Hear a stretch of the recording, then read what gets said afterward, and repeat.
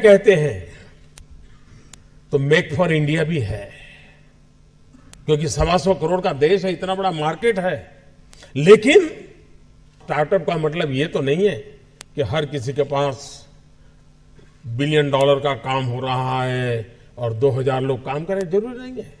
5 लोगों को भी अगर मैं रोजगार देता हूं तो मेरा स्टार्टअप मेरे देश को आगे बढ़ा रहा है।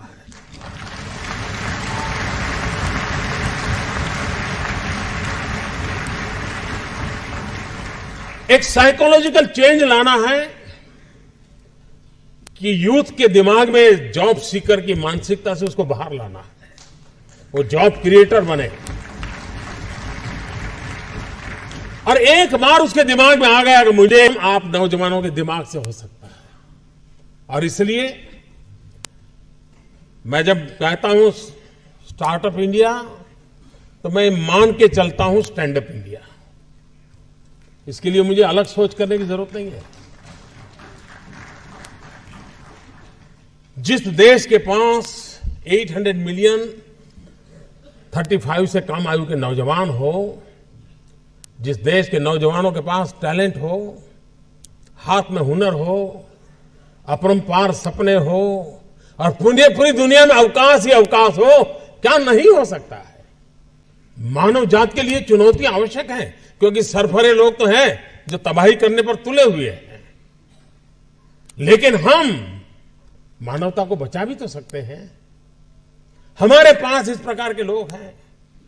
और ये भी सही है, भारत के पास मिलियंस ऑफ मिलियन प्रॉब्लम है, कोई इनकार नहीं कर सकता है। लेकिन एट द सेम टाइम मुझे इस बात का भरोसा भी है कि बिलियंस ऑफ बिलियन माइंड भी है। अगर मिलियन प्रॉब्लम है तो बिलियन माइंड भी तो हमारे देश में है। हर स्टार्टअप के पीछे कोई न कोई समस्या के समाधान का इरादा रहना चाहिए। और जब किसी स्टार्टअप के पास समस्या के समाधान का इरादा होगा तो उसकी संतोष का लेवल भी कहीं कुछ और होगा जी। जब किसी की जिंदगी में बदलाव लाता है तो उसको एक सेटिस्फेक्शन मिलता है।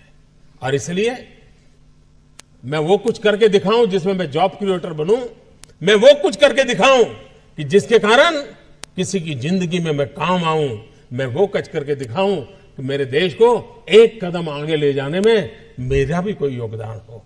इतना भी अगर सपना लेकर के हम चलते हैं, हम बहुत कुछ कर सकते हैं।